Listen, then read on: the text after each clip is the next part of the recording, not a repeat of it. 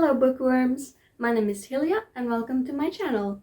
Today is a very exciting day because today we're going to start my brand new TBR game. It is called Roll for TBR and it is heavily inspired by Roll for Sandwich. I see a lot of those videos on TikTok and like a lot of spin-offs for it, and I always thought like,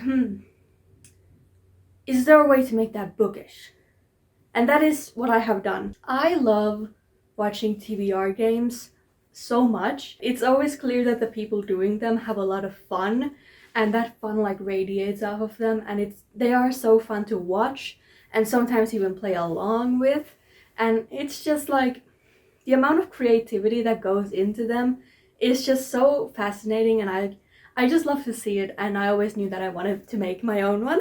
Because this is the first time I'm doing this, I will explain the rules for it. It is pretty simple, however, I am really bad at explaining things, so if you have any questions, feel free to leave them in the comments down below. I will make sure to answer them to my best abilities, but it should hopefully be pretty clear at least once I actually get into it. So how it works is first, I roll a d6, so a 6-sided dice, to determine the category for the prompts that I'm going to get. So I have 6 different options. The first is TBR jar. So how this works is I have printed out all of my unread books that I own and put them in this jar. If I get the TBR jar category, I'll roll another die. What number the die lands on is how many pieces of paper I can pick from the jar, and then I get to pick my read from however many pieces of paper I pull. And this idea is actually inspired by Chelsea and her TBR game. Some of like the categories here are also inspired by her, so definitely a big shout out to her. I love her TBR game a lot. Then we have the alphabet challenge, in which I will roll a dice to figure out what letter the book has to start with. So if I roll a 1, the book has to start with either A, B, or C. And this doesn't count like articles like an, the, whatever. It'll be like the first like proper word. I don't really know how the titling systems work, but that's how like Goodreads does it, and I think Storygraph as well. So that's just how I'm gonna do it as well. Then I have the cover and title prompts, and in here I have like 3 different types. The main type of prompt I will have here is something that relates to either the cover or the title. So it might be like an element in the title or cover. So I'll have like a bunch of those kinds of prompts.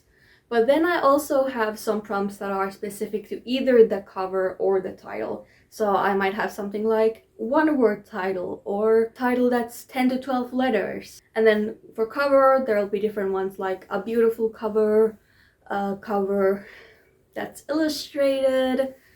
I'll have also like a random color generator, so I'll spin a wheel to figure out what color book I have to pick, and so on and so forth. Then I have age category, genre, and format, and I actually realized that I misspelled I for some reason misspelled format and wrote fiction, probably because my brain was all filled with books, so I did that mistake. I'm gonna fix it for next month, but when you see that in the video, just be aware that I know that the mistake is there, and I will fix it. I lumped these 3 together just because I didn't really have a good amount for any of these to be on their own, so I just lumped these 3 together. So I'll have like a bunch of my genres, and it's not every single genre ever, because it's catered to the genres that I read.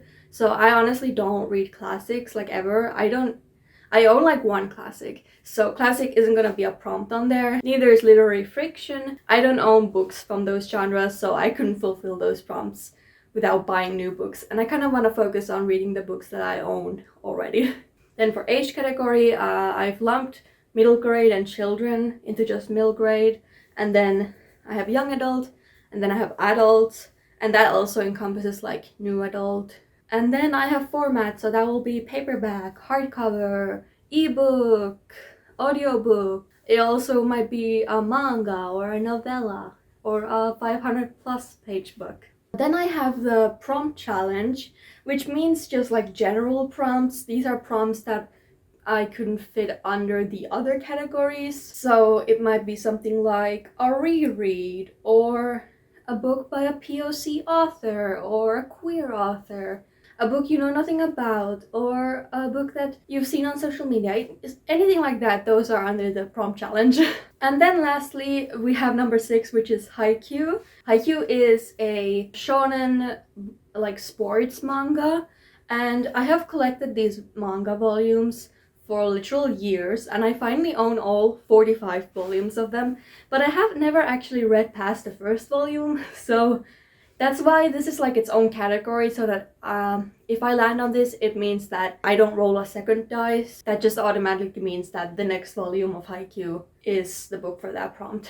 Because I really want to read this series, and for some reason I just keep putting it off. So this will force me to put those books on my TBR. So I've decided for now that I'm gonna go with 5 rolls per month. That seems like a pretty good number. It doesn't seem like too big of a number that would be like too difficult to achieve, but it's also not too low that it's like nothing. So I feel like 5 is a pretty happy medium, but I might adjust this depending on how my reading's going. As for punishment, if I don't read all the books from my TBR, I'm not 100% sure. I'm thinking that I might just add a 6th roll. I think that's enough rambling about rules and stuff, so let's get started to roll my August TBR. Let's go. The first roll for TBR. A 6! Oh, that's fun. Haikyuu. Oh, that's perfect. Alright, starting off with Haikyuu. I will be reading the 2nd volume. I'm glad that I got this like immediately, because I do want a lot of manga or shorter books for this, because I'm also participating in the Magical Readathon hosted by G. So that means that I'm gonna have to read like, I think 8 books next month. So I like that I have shorter books, so it will make that at least a little bit easier if I'm not able to double up on prompts. Okay, let's go. Roll number 2. A 5. Alright, prompt challenge. Okay, so I will roll. I don't know if the text is too small for you guys to see, but I will read it out loud. A d20 for this one. We got a 6, which is a recent purchase. I have been on a book buying ban for the last few months. However, I actually did break that ban in late May, because I went on a cruise with my best friend to Stockholm, and when we were walking there, we just accidentally, like, I am not lying when I say that we did not know about this shop. We just saw the sign for it on the street, and it said like sci-fi books or something like that, and it had a dragon on it, and I was like, I need to go in there. And it was this shop that was just full of sci-fi and fantasy books, and the majority of them were in English, even though it was in Sweden, which was actually pretty weird. But I was happy, and like, that place felt like so magical. Like, what were the chances that I would just like stumble upon a store that is literally perfect for me? And so I had to break my book buying ban and buy a few books, because come on, that was basically the universe telling me to buy some books. So one of the books I bought from there is Cinder, and I'm really happy that I got these new covers, because I like these a lot more than the original covers. Basically, this is a YA sci-fi Cinderella retelling, as far as I know. It has like androids and stuff. I don't know too much about it, but this is like infamous pretty much. Whenever I look up YA sci-fi books, this one is always at like the top of the list. So I'm actually really glad to finally read this book. Okay, roll number 3. Oh, that's out of frame.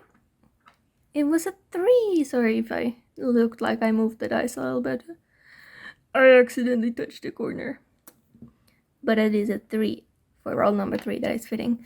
Cover and title. Another d20 for this prompt. 13. night themes on the cover or title. Oh, this one's interesting. Okay. Alright, for night themes, this is kind of a broad prompt. This can mean like a lot of things. It can mean like nighttime on the cover, stars on the cover or title, moon on the cover or title. It's just that if it were a more specific prompt, I fear that I might not have that many books for it, so I tried to keep it a little bit more broad. I'm gonna go with Tarnished Are the Stars. I'm going to listen to this as an audiobook because I like to have multiple different formats of books going on during the month. It kind of keeps me more engaged with reading because I get to sort of like switch up how I do it. This is another one that comes up a lot of the times when I search YA sci-fi, especially like space opera. And I've heard that this has ace representation, which I'm really excited for an ace space book. That is like my forte. I am ace and I love space. I have been meaning to read this one for a while and I'm glad to finally do it. Now, roll number 4, the penultimate round. Roll. Another 3, okay. So that is, again, cover and title. So that is a D20. Is that in frame? That is a 7, which is element on the cover or title. Huh. Alright, element. So this can mean fire, water, earth, air. And I went with water for Heaven Official's Blessing, Volume 3. Now this, as you can see, the characters are underwater. So like water is a really big element of this book, of this cover. I read the first 2 volumes of Heaven Official's Blessing last year and I really enjoyed them. So I don't know why I just never picked up the 3rd book. So I'm actually really excited to get back into this. It's kind of hard to explain it, but basically it's a Chinese, I think it's called Dan Mei. Basically it's like a gay romance and it's like fantasy kind of. It deals with like gods and stuff and also like demons. So it's like a god and a demon have this like relationship. I don't know. It's pretty complex and I'm really excited to get back into it because I really want to finish it. Okay, and finally, roll number 5, the last one. Let's hope for something good. A 2. Ooh, alphabet challenge. Alright. So that is a D8 that I'm going to be rolling. I'll just move these. This is the last dice of the month. Alright. I don't know what happened to my voice there. Alright, last roll of the month for the TBR game. A 7. So that is S, T, U, and V. That should be pretty easy, I think. S and T are pretty common. Okay, S, T, U, and V. For this, I went with A Tempest of Emerald Green, which starts with a T. I'm gonna be reading this as an ebook, again to sort of give me some variety if I'm not feeling an audiobook or a physical book. This is written by William J. Wood, who I follow on TikTok. I love his book talk content a lot. And when I heard that he had written a book, I was really excited. It's like a fantasy. I'm not exactly sure what it's about, but I think it has pansexual representation, which is pretty cool. And I've been meaning to read it for a bit, but just never got around to it. So I'm glad to now actually give it a chance. Alright, and that was it for my August TBR. Obviously, I'm gonna be adding more books to this. As I said, I am participating in the magical readathon where I'm gonna have to read at least 8 books. I'm planning on also doing a Aurelium like vlog, but we'll see. I'll just hold this stack up.